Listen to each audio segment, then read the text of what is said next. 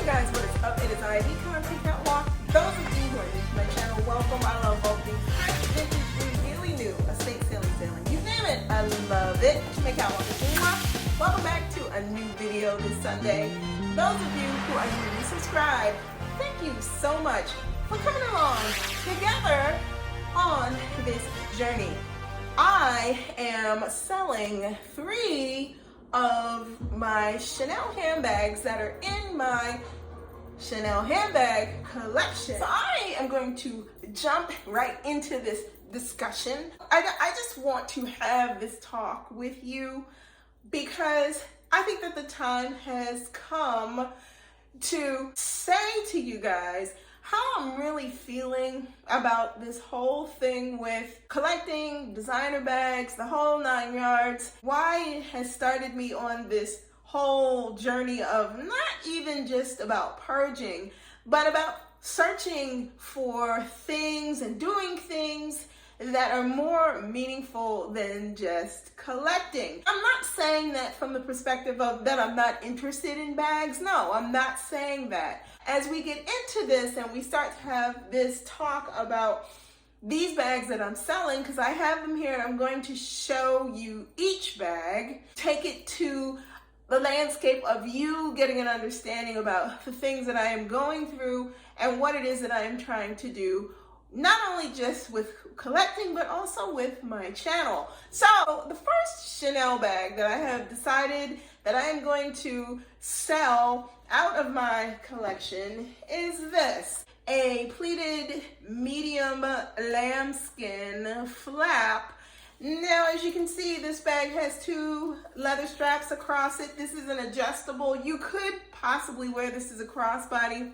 The reason why I've decided to let this bag go, I am finding more and more that there are a lot of Chanel bags that I have that I don't reach for as much as others. This goes beyond just reachability. This also has to do with, I have gotten to the point where I don't want it to be a situation where I am just collecting, and not only that I am not using, but these bags, once collected and you carry them a couple of times, they are occupying space, and I don't want such a large collection where bags become this thing that is just sitting there and it's not being utilized. And you guys know that I have sold off other bags in the past, some Balenciagas, some Vuittons, but now I'm really starting to look at my more heavy-duty, serious collection pieces, specifically the Chanels, making the decision to depart with some of these bags. So this is the first bag that I am going to be releasing. Let's move on to the second Chanel bag, and that would be my Chanel Wild Stitch Jumbo in gray. You guys know I have a classic Jumbo Maxi, which I am absolutely obsessed and over the moon with, and that is a bag that's going to remain in my collection. But as far as this one goes, this one is also being offered up for sale. The third and final Chanel bag that I have decided to let go out of my collection was a very hard decision for me. This is a Chanel bag that I have had almost 20 years. I was on the fence about should I keep the bag, should I not keep the bag, but I decided that it is time to let this particular piece go. Only because there are some other pieces that I wanted and was able to collect and secure, and I think that instead of holding on to all of this, it is better to just let it go. So let me show you what that is.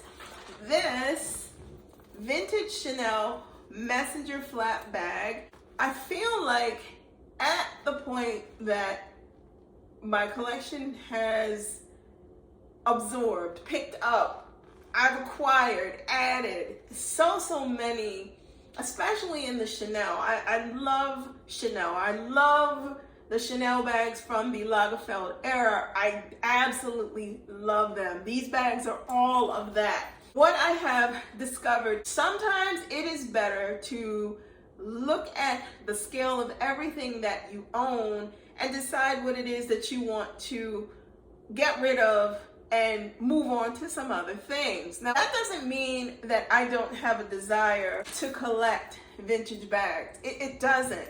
But what I see with regards to Chanel, and this is just by way of just before making the decision to list any of these bags, I researched as far as what the pre-loved market could bear in terms of the brunt of what to sell at.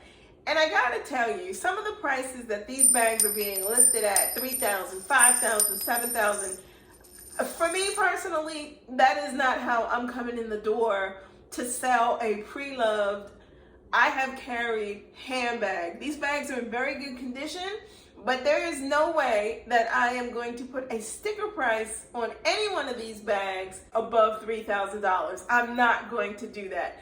These bags are carrying a lot of years on them.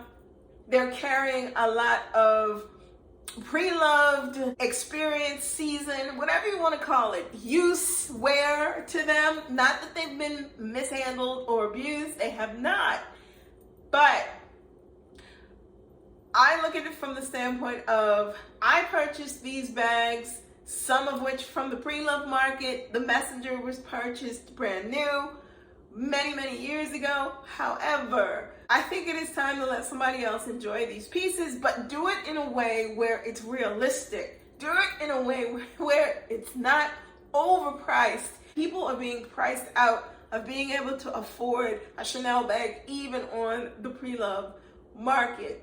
The reality to me is, I feel that the pre-loved market is now oversaturated with Chanel bags. Bags are listed at price points that are also unrealistic based upon condition and expectation. I understand if a bag was newly purchased, put in the closet, never carried, you're gonna get that price and then some back. But for bags like this, there is no way I'm going to pop on the pre-loved market and be asking $3,000, $4,000, $5,000, $7,000 for anything. I'm just not going to do it. Some people may have a different perspective because they say, oh, it's just Chanel. Chanel's going to command that price. But I come from a perspective of, you got to be realistic about what it is that you have in front of you. But I am also deciding to sell them at a price point that makes sense for somebody who is truly looking for a Chanel bag that is within reasonable reach to be able to purchase in the first place. For all of the time that I have spent growing my handbag collections, especially when you get to the point where you're deciding that you want to part ways, it's almost a sense of relief, because it's now almost like I can go on to some other things. I am not actively in the market looking at any Chanel bags at the moment. That doesn't mean that I'm not in the market for some other designer bags. I want to put my focus on other things that I would like to do, other things that I'd like to spend my money on. I think that for the longevity that Chanel has and the longevity that pre-loved and vintage pieces have and carry price points with Chanel, I think it's just time to get a little bit more realistic, especially when you start looking at your own collection and realizing, what you have and things that you have acquired and you decide that you like to sell. I have gotten to a point in my life where I am not in the business right now of collecting anything.